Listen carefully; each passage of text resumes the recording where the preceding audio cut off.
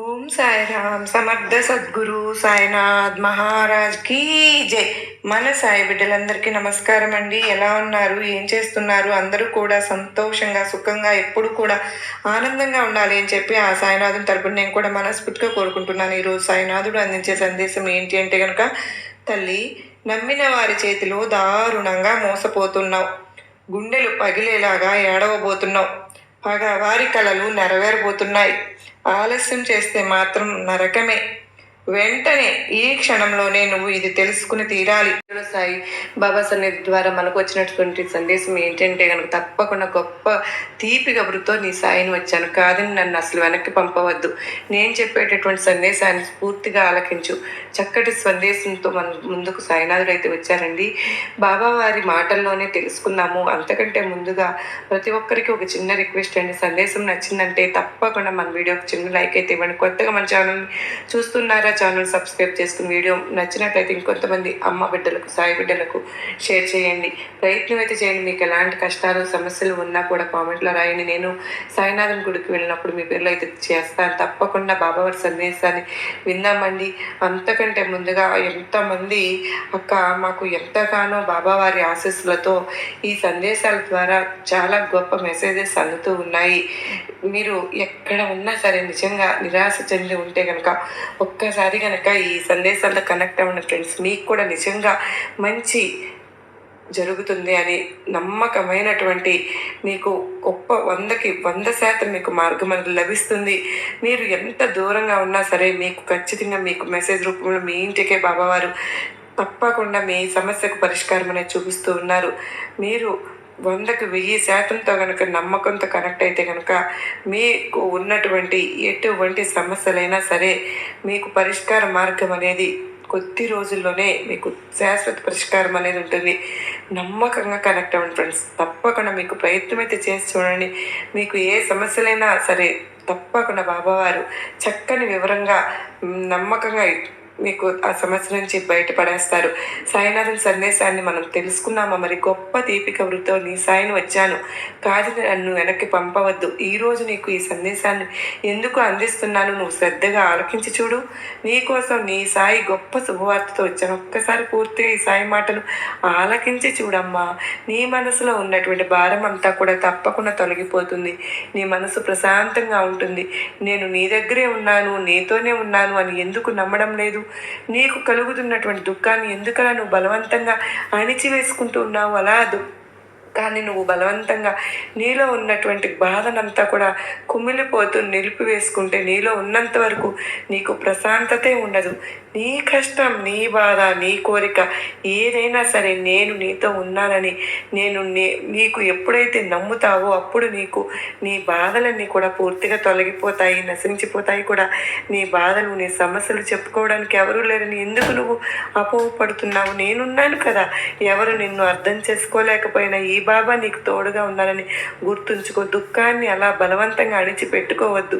జీవితంలో నీకు ఎవరు ఎలా ఎన్ని ఎదురు దెబ్బలు తగిలాయి, నిన్ను నీ కుటుంబాన్ని చుట్టుముట్టాయి, కానీ వాటన్నిటినీ కూడా ఎదుర్కొని ఈ రోజు ఇంతవరకు నువ్వు నిలబడ్డావు కదా. మరి రాబోయే రోజులు, అటువంటి రోజుల్లో నీ జీవితం ఎలాగే ఉంటుందని అసలు ఊహించుకోవద్దు. ఇప్పటి వరకు నాకు, నా కుటుంబానికి అసలు సమస్య మీద సమస్యలు ఉన్నాయి బాబా. ఎప్పుడూ కూడా సంతోషంగా గడిపినటువంటి క్షణాలు లేవు కదా.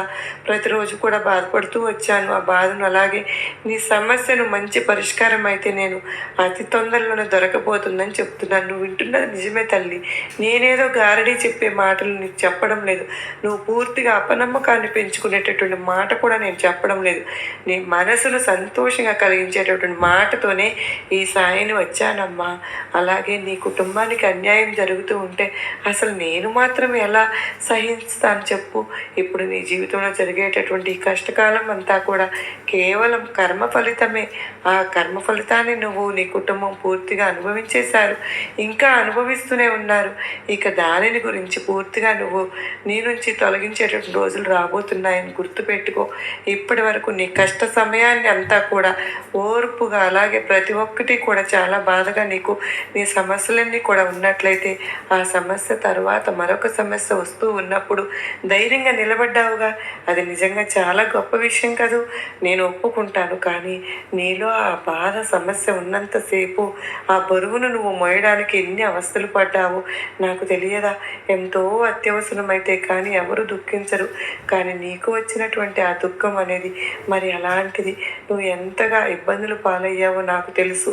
చీటికి మాటికి ఇక నీ నుండి కన్నీళ్లు పెట్టుకోవద్దు. ఎందుకంటే మంచి ఆనందకరమైనటువంటి జీవితాన్ని నువ్వు చూడబోతున్నావు కనుకనే నువ్వు భరించలేనంత బాధ నీలో ఉన్నప్పటికీ కూడా నువ్వు అసలు దాన్ని పెట్టుకోవద్దు. నీకు సలహా ఇస్తున్నాను. నీలో ఉన్న దుఃఖాన్ని ఈ రోజుతో పూర్తిగా విడిచిపెట్టు. మనసంతా కూడా నీ మనసు మనసులో ఉన్నటువంటి బాధని ఏదైతే ఉందో అంతా ఒక్కసారి గుర్తు చేసుకుని బాగా దుఃఖించు. ఎందుకంటే నీలో ఉన్నటువంటి దుఃఖం అంతా వెళ్ళిపోతే అన్న నీ నుండి మంచి ఆలోచనలు తప్పకుండా వస్తాయి. మరి నీ బాధ చాలా వరకు తగ్గిపోతుంది. అందువల్ల ఒక్కొక్కసారి దుఃఖించడం చాలా మంచి విషయమే. మనసులో ఉండే ఆలోచనలు రకరకాల పరిస్థితులను బట్టి మనసు మనకు వస్తూ ఉంటుంది. ఆ ఆలోచనలన్నీ కూడా మనసు కేవలం వేదననే తీసుకొస్తే ఆ వేదనలో మార్తి వచ్చినటువంటి సమస్యను మనం ఎలా పరిష్కరించుకోవాలనే ఆలోచన వస్తుంది. నువ్వు ఎంతో పరిణితి చెందావు. నీకున్నటువంటి కష్టాలన్నీ కూడా తొలగించడంలో నువ్వు ముందడుగు వేయగలుగుతావు. అయితే ఒక్క విషయం మాత్రం ఎప్పుడు మర్చిపోతున్నావు. నీ బాబా ఎల్లప్పుడూ నీతో నీ పక్కన ఉంటున్నాను అనే విషయాన్ని మాత్రం నువ్వు గుర్తుపెట్టుకోవడం లేదు. నిన్ను ఎల్లవేళలా నిన్ను కాపాడుకుంటూ వస్తున్నాను. నువ్వు కోరుకుంటున్నట్లుగా అన్నీ జరుగుతాయి. నీ జీవితం ఎన్ని రోజులు నువ్వు దేని గురించి అయితే బాధపడుతున్నావో, ఏ సుఖ సంతోషాలు నీ జీవితంలో నీ కుటుంబంలో లేవు అని ఎన్ని రోజులు నువ్వు దుఃఖించావో, కుమిలిపోతూ ఉన్నావో, అవి తప్పకుండా సంతోషాన్ని పొందుతావు. ముఖ్యంగా నీ బిడ్డల గురించి అసలు బాధపడవద్దు. వారి భవిష్యత్తును నేను కేవలం నీ బిడ్డలు ఎంతో ఆనందకరమైనటువంటి జీవితాన్ని గడిపితే నువ్వు సంతోషిస్తావు. అంతకంటే నేను ఇంకా ఎక్కువగా సంతోషిస్తాను. వారి ఆనందమే నా ఆనందంగా చూసుకుంటాను. గొప్ప విజయంతో నీ ముందుకు వస్తారు. ఎల్లప్పుడూ నీ బిడ్డల భవిష్యత్తును నేను బంగారుమయం చేస్తూ ఉంటాను. ఈ రోజు నుంచి నీ జీవితంలో కొత్త కొత్త మలుపులు చూస్తావు. నువ్వు తప్పకుండా నేను మాట ఇచ్చి మరీ చెప్తున్నాను. నీ మనసులో నువ్వు ఏదైతే మంచి జరగాలని కోరుకుంటున్నావు, దాని గురించి నువ్వు అనుకుంటున్నటువంటి పని పూర్తిగా విజయవంతం అవుతుంది. నీకు పట్టినటువంటి దుర్గతులు కానీ కర్మ ఫలితాలు కానీ అన్నీ ఒక్కొక్కటిగా తొలగించేస్తున్నాను. ఇకపై ప్రశాంతతో కూడినటువంటి జీవితం నీ కుటుంబానికి తప్పకుండా లభించబోతుంది. మరి ఇన్ని రోజులు నేను అలా దుఃఖిస్తూ ఉండడం వల్ల నా కుటుంబం వల్ల నా కుటుంబం ఎంత బాధపడ్డామో, ఎన్ని సమస్యలను ఎదుర్కొన్నామో నీకు తెలుసు కదా బాబా. ఇంత దుఃఖానికి గురయ్యామో, ఇన్ని రోజులు ఎందుకు బాబా మౌనంగా ఉన్నారని అడుగుతున్నావా? కొన్నిసార్లు నేను కాలం అనేది పెట్టేటువంటి పరీక్షలకు నేను కూడా అతీతుడిని కాదమ్మా. ఎందుకు అంటే వారైనా సరే పరీక్షలను ఎదుర్కోవాల్సి దానికి తప్పకుండా సిద్ధంగా ఉండి తీరవలసిందే. నీకు ఏ విధమైనటువంటి బాధ కలిగినా కూడా, ఎలాంటి దుఃఖం వచ్చినా, ఎన్ని సమస్యలు వచ్చినా కూడా చూసావా ఈ రోజుకు నువ్వు ఎలా ధైర్యంగా నిలబడి ఉన్నావు? ఒక్కసారైనా నీ కుటుంబంతో వారిని హాని కలగలేదు అంటే నువ్వు అవంతా నా అనుగ్రహం లేకుండానే జరిగిందని అనుకుంటున్నావా? నువ్వు తలుచుకున్న వేళ తలుచుకోకపోయినా కూడా నేను మాత్రం నిన్ను సదా కాపాడుకుంటూనే వచ్చాను. ఇది నువ్వు నమ్మినా నమ్మకపోయినా జీవిత సత్యం. ఇన్ని రోజులు నువ్వు అనుకుంటున్నటువంటి ఏ కార్యము జరగలేదు, నా జీవితం అంతా కూడా సమస్యల పాలైపోయిందని బాధపడుతూ ఉంటే జీవితం నిరాశతో కూరుకుపోతే ఎలా చెప్పు? నిరాశ అన్నది నీలో ఉన్నటువంటి ప్రతిభను అలాగే అసలు మరిపించేలాగా చేస్తుంది. కనుక ఇక నుండి నీ జీవితం ఎలా మారబోతుందో నువ్వే చూస్తావు. శ్రమించడం అనేది నీ కర్తవ్యంగా పెట్టుకో. అందుకు కావలసినటువంటి సంపదను ఇక్కడ ఇవ్వడం కర్తవ్యంగా నేను పెట్టుకుంటాను. నిన్ను బాధకు గురిచేసేగా పని పెట్టుకున్నటువంటి నువ్వు ఏ విధమైనటువంటి సమాధానం కూడా వారికి ఇవ్వవద్దు. మంచి సమాధానం అయితే ఇస్తుందని నీ మనసుకు నువ్వు చెప్పుకో. తప్పకుండా నీపై నమ్మకం అనేది ఏర్పడుతుంది. ఏదైనా కానీ నేను సాధించగలను అనేటటువంటి అచంచలమైన విశ్వాసం కూడా నీకు ఉందని. కాకపోతే కొన్ని రోజులు రోజులు కొన్నిసార్లు కొన్ని సంవత్సరాలు నీకు అనుకూలంగా లేవు. అందుకనే నీకు అంతా కూడా అనుకూలంగా ఉంటుందని, జీవితం అంతా కూడా నువ్వు సుఖ సంతోషాలతో ఉంటావని, ఈ రోజు నుంచి నువ్వు చూడనంత సంతోషాన్ని కుటుంబంలో చూడబోతున్నారు. వారితో కలిసి ఏదైతే కలలు కన్నావో అదంతా కూడా నువ్వు తప్పకుండా అనుభవిస్తావు. మనస్ఫూర్తిగా ఇక్కడ నుండి నీ మనసులో ఉన్నటువంటి చెడు ఆలోచనలన్నీ కూడా బయటకు పంపి నీ మనసును కూడా ప్రశాంతమైనటువంటి మంచి మంచి ఆలోచనలతో నిండి ఉండేలాగా చూసుకో. ఈ సాయిని ఎన్నోసార్లు చెప్తున్నాను, నువ్వు ఎలాంటి ఆలోచనలు పెట్టుకోవద్దు, ఆనందంగా జీవితంగా గడుపుతావు అని నీ నుండి నేను కోరుకుంటున్నాను. ఈరోజు నీ బాబా నీకు ఈ శుభవార్త తప్పకుండా చెప్తున్నాను. ఉద్యోగం గురించి కానీ, సంతానం గురించి కానీ, నీ బ్రతుకులో ఒక వెలుగు ఇవ్వడానికైతే నేను చెప్పేటువంటి సందేశాన్ని పూర్తిగా ఆలకించే చూడు అని చెప్తున్నాను. శ్రద్ధగా వింటున్నావా? మీరు గుండెల్లో దాచుకున్న కోరిక ఎన్నాళ్ళుగా ఎదురు చూస్తున్న శుభవార్త ఇప్పుడే తలుపు తట్టబోతుంది. ఈ మాటలు మీకు చిన్న శబ్దంతో అనిపించవచ్చు, కానీ ఇది బాబా మీకు పంపినటువంటి సంకేతంగా భావించి శ్రద్ధగా విన్నావు అంటే నీ జీవితంలో గొప్ప మార్పులను చూస్తావు తల్లి. నీ బాబా నీ కష్టాలను రూపుమాపబోతూ ఉన్నాను. అతి పెద్ద మార్పు, పెద్ద శుభవార్తతో నీ ముందుకు నేను వచ్చాను అని నీ సాయిని నేను చెప్తున్నాను. నువ్వు దృఢంగా నమ్ము తల్లి.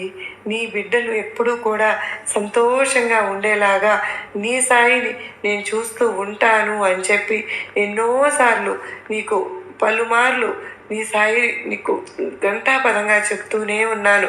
కానీ నువ్వు కంగారు పడిపోయి నవ్వి నీ ఒడిలో పెట్టేద్దామని చెప్పి ఒకటి నిర్ణయించుకున్నాను అని చెప్పి కూడా నీ గుండె చీలిన గాయాలను నేను ముందుగా మార్చాలి అని చెప్పి నీ శ్రమ ఫలించే రోజు దగ్గర పడుతుంది. ఉద్యోగం రావాలి అనే కోరికను ఇప్పుడు నీ బాబా సమాధానం చెప్తున్నాను. నమ్ము. నీ బిడ్డలకు నీ పేరుకు తెచ్చే విధంగా డబ్బుతో నిన్న మేలు అనేది వచ్చేస్తుంది. తప్పకుండా నువ్వు సంతోషంగా ఉంటావు. నీవు తల్లి అవ్వాలని ఎన్నో సంవత్సరంగా కూడా అనుకున్నావు. అట్లాంటి బిడ్డలు ఉన్న వాళ్ళకు కూడా ఎప్పుడు కూడా నన్ను అడుగుతున్నావు. నీవు తల వంచి ఏడ్చి ప్రతిసారి బిడ్డలు లేని వాళ్ళు గర్భాన్ని ఇవ్వు బాబా అని దేవతలు ఏ భక్తురాలు బాబా కాళ్ళ వద్ద పడి ఏడ్చారు. బాబా తల్లి అని అనిపించు. బాబా విభూతి తీసి ఆమె నుదుటిని పెట్టావు. 4 నెలల తర్వాత ఆమె హృదయంతో బ్రతుకుతున్న మరొక ప్రాణం తలుపు తట్టింది. ఈరోజు నీకు కూడా అదే బుద్ధి చెప్తున్నాను. నీ బుద్ధి నా శరణు లోపల ఉంచు. నీ గర్భాశయాన్ని నా ఆశీర్వాదం తాకుతుంది. ఏటా నీ ఆదాయం కన్నా అప్పే నాకు తెలుసు, కానీ ఇప్పుడు నీ బాబా చెప్తున్నది శ్రద్ధగా విను. నీ ఖర్చులకు నేనే యజమాని. నీకు ఇవ్వాల్సింది నేను ఆపలేదు. సూటిగా 100 డబ్బులు తిరిగి వస్తాయి. ఎవరో నీపై బకాయిలతో తిరుగుతున్నారు అని అనుకుంటున్నావా? ఇంకా డబ్బులు రావడం లేదని బాధపడుతూ ఉన్నావు కదూ. ఓ రోజు ఓ భక్తుడు వచ్చాడు. బాబా, నా కష్టానికి ఫలితం లేదు బాబా. నవ్వి ఇలా అన్నాడు, నీకు నేను సిద్ధం చేసిన వేతనం ఇంకా సంతకం కాలేదు. అది ఒక పెద్దవాళ్ళ చేతుల్లో ఉంది. ఈ వారంలోపు నీ ఖాతాలో డబ్బులు తప్పకుండా పడి తీరుతాయని నిన్ను ఎవరైతే అర్థం చేసుకోవడం లేదో బంధం తప్పకుండా అర్థం చేసుకుంటుంది. నీ భర్త నిన్ను అర్థం చేసుకోలేదు, పిల్లలు బారడం లేదు, తల్లిదండ్రుల మాట వెనక బాధ పెడుతున్నారని ఎన్నో రకాలుగా బాధపడుతున్నావుగా. నువ్వు మౌనంగా ఉన్నావు. తప్పుగా అర్థం చేసుకున్నారు వారు. లోపల నన్ను చూస్తున్నారు. ఇప్పుడు మార్పు మొదలవుతుంది. ఆ బంధాలు తిరిగి ప్రేమతో తడుస్తాయని గుర్తుపెట్టుకో. ఈ మాటలు నేను పంపించానని జాగ్రత్తగా విను. నా శరణను వచ్చిన వారిని ఒక్కరైనా తిప్పి పంపలేదు, ఒక్కరిని కూడా వెనక్కి పంపలేదు. నీ శ్రమకు శుభవార్తలు తప్పకుండా వస్తాయి. నీకు ఉద్యోగం వస్తుంది, కుటుంబం సరిదిద్దుకుంటుంది, నీ గర్భం కడుపున కలగలగుతుంది, నీ డబ్బు తిరిగి వస్తుంది. నీవు కోరింది నీకు కాకపోయినా నువ్వు పట్టుకుంటే నీ కోరిక తప్పకుండా నెరవేరుతుందని గుర్తుపెట్టుకో. నీకు ఎవరు లేరని బాధపడవద్దు, అందరూ ఉన్నారని నిన్ను పట్టించుకోవడం లేదని కుమిలిపోవద్దు. ఈ బాబా ఎప్పుడు నీతోనే ఉన్నాను కదా. నిన్ను బాధ పెట్టేవాళ్ళు ఏదైనా చెప్పారేమో, నిన్ను ఓ బలహీనతకి నవ్వారేమో, నువ్వు ఎంత శ్రమ పడుతున్నావో చూడలేదేమో, కానీ నేను చూశాను, అన్నీ విన్నాను. కానీ నీతో చెప్పలేదు. నీకు నీ హృదయం కుమిలిపోతుందని నాకు ఎప్పుడు కూడా తెలుసమ్మా. కానీ బాధపడవద్దు, నువ్వు ఎప్పుడు కుమిలిపోవద్దు. ఈ లోకమంతా నిన్ను ఒక పక్కగా లేనంత మాత్రాన, ఈ లోకమంతా నిన్ను తక్కువగా చూసినంత మాత్రాన ఈ బాబా నీ పక్కన నిలబడే వ్యక్తిగా గుర్తుపెట్టుకో. నువ్వు అడిగే ముందు తెలుసుకుంటావు, నువ్వు ఏడ్చే ముందు మీ గుండె బాధను గ్రహిస్తాను. నువ్వు ఒంటరిగా ఉన్నావా అనుకునే ఆ క్షణాన్ని నీ వెనుక నిలుచున్నానని నేనే అన్నది గుర్తుపెట్టుకో. నేను నీతో ఉన్నాను అంటే అది మౌనంగా కాదు, నీ ఆత్మలో మాటల కంటే పెద్ద శక్తిగా ఉన్నాను. నీ వెక్కిళ్ళ మధ్య, నీ నిద్రలేని రాత్రుల మధ్య నువ్వు పిలకపోయినా నేనే ముందుగా నీ గుండెను తడిపేస్తాను. బాధ అది మానవ జీవితానికి భాగమే, కానీ ఆ బాధను తట్టుకునే శక్తి ఈ బాబా నీకు ఇస్తాను కదా. నీ మీద చూసి అపహాస్యం తుడిచిపెట్టే ఓ చల్లని చెయ్యి ఈ బాబా వేదాంతమే. ఎవరూ లేరు అని అనుకోవద్దు, ఎవరు అర్థం చేసుకోలేదని ఎప్పుడు కూడా బాధపడవద్దు. ఈ బాబా నీ పక్కనే నిలబడి ఉన్నానని గుర్తుపెట్టుకో. ఒక్క మాటతో నేను నీ నవ్వును వదిలిపెట్టను అని నీకు చెప్తున్నాను. బాధ వచ్చిందా బాబాని పిలువు. కుమిలిపోయావా నీవు విరిగిపోడగలదని బాబా నిన్ను పట్టుకుంటాను. ఎవరూ లేరని అనిపించినా నీ గుండె లోపల ఈ బాబా ఉన్నానని గుర్తుపెట్టుకో. నేను ఎప్పుడు నీ మాటలు వింటున్నాను. నీ సాయి మాటలు విని తూచా తప్పకుండా పాటిస్తామని నేను నుండి కోరుకుంటున్నాను. మరి ఆ మాటలు ఏమిటో, ఎందుకోసమో, నీకు ఎలాంటి మాటలు చెప్పాలని అనుకుంటున్నానో తప్పకుండా నువ్వు ఇప్పుడు ఏం చెప్పాడో నీ మాటలు విని నీవే తప్పకుండా తెలుసుకోమ్మా. ముందుగా నువ్వు అనవసరంగా వృధాగా కార్చేటటువంటి ఒక్కసారి ఆ కన్నీటిని తుడుచుకో. ఈ సాయి మాటలను శ్రద్ధగా ఆలకించు. నీ సాయిని గురించి నీకు తెలియనటువంటి నీకు అర్థం చేసుకోలేకపోతున్నావు కదా. ఎలా అమ్మా అలా అయితే? ఎప్పుడైనా కానీ ఒంటరిని అనేటటువంటి విధమైనటువంటి ఒక ఆలోచన నీకు ఎప్పుడైనా కలిగిందా? అలా కలిగినప్పుడు నీ సాయి నీకు తోడుగా లేడు అని నీవు పరిపూర్ణంగా నమ్మావా? లేదు కదూ. నిత్యము నిన్ను ఏదో ఒక విధంగా సంతోష పెట్టాలని చూస్తూ ఉన్నటువంటి నీ సాయి నాన్నను నువ్వు అర్థం చేసుకోలేకుంటే మరి ఎవరు అర్థం చేసుకుంటారు? ఎప్పుడు కూడా నీ బాధను నేనే అర్థం చేసుకుంటున్నాను కదా. ఒక తండ్రిగా, ఒక తల్లిగా, ఒక సోదరిగా, ఒక స్నేహితునిగా, ఒక సోదరిగా ఇలా ఎప్పుడు కూడా నీవు ముడి పెట్టుకున్నావు. ఆ బంధంలో నిల్చుని నీ బాధలన్నీ తప్పకుండా తీరుస్తాను. నేను ఒంటరిని అని నువ్వు చింతిస్తే సరిపోతుందా? నేను అసలు ఎందుకు అలా ఒంటరిగా మిగిలిస్తాను చెప్పు. అలా ఎందుకు అనుకుంటావు? అంత అండగా నీ సాయిని ఉన్నానన్న విషయాన్ని నువ్వు గుర్తుపెట్టుకు. ఎన్నో ప్రయత్నాలు దురదృష్టాన్ని అణిచివేస్తూ ఉన్నావు. నీకున్నటువంటి ఆర్థిక పరిస్థితులు అన్నీ దేని గురించి ఎక్కువగా ఆలోచిస్తూ బాధపడుతూ సమయాన్ని దేనికోసం కేటాయిస్తూ ఉన్నావు. ఆ సమయాన్ని ఇక నువ్వు మర్చిపోవాల్సిందే. ఎందుకంటే నిన్ను వెతుక్కుంటూ ఒక మంచి అవకాశం కూడా రాబోతుంది. ఎవరో నిన్ను మోసం చేశారని వారి గురించి అదే పనిగా ఆలోచిస్తూ నీ జీవితాన్ని చేతులారా నువ్వు నాశనం చేసుకుంటూ ఉంటున్నావు. ఇక నిన్ను కనిపించని వారిని ఎందుకు అలా బాధ పెడుతున్నావు చెప్పు. ఆ పిచ్చి తల్లిదండ్రులు ధైర్యం చెప్పవలసింది నీవే కదా. నువ్వు వారికి లేనిపోని బాధలు కలిగించే విధంగా చేస్తున్నావు. ఎప్పుడు కూడా నీ ప్రవర్తన ఇలాగే ఉంటుంది. మరి నీ కోసం జీవితాన్ని సైతం బలంగా పెట్టి ఆహర్నిశలు నీ కోసం శ్రమిస్తూ కేవలం నువ్వు బాగుంటే చాలని కోరుకున్న ఆ తల్లిదండ్రులు నువ్వు బాధ పెట్టుతావా చెప్పు. చిన్న చిన్న ఆనందాలను వదులుకుంటూ మీరు బాగుంటే చాలు, మీరు బాగుంటే మేము సంతోషంగా ఉంటామని చెప్పి ఉన్నతమైన స్థాయికి నీవు చేరుకుంటే చాలని అనుకోవడం వారు చేసినటువంటి తప్ప. మాటలతో వారిని నేను బాధ కలిగించే విధంగా లేను బాబా. ఎప్పుడు ఏమీ దూషించలేదు కదా. ఎందుకు ఇలా అంటున్నావు అని నువ్వు నన్ను అనవచ్చు. మాటలతోనే కావాలా?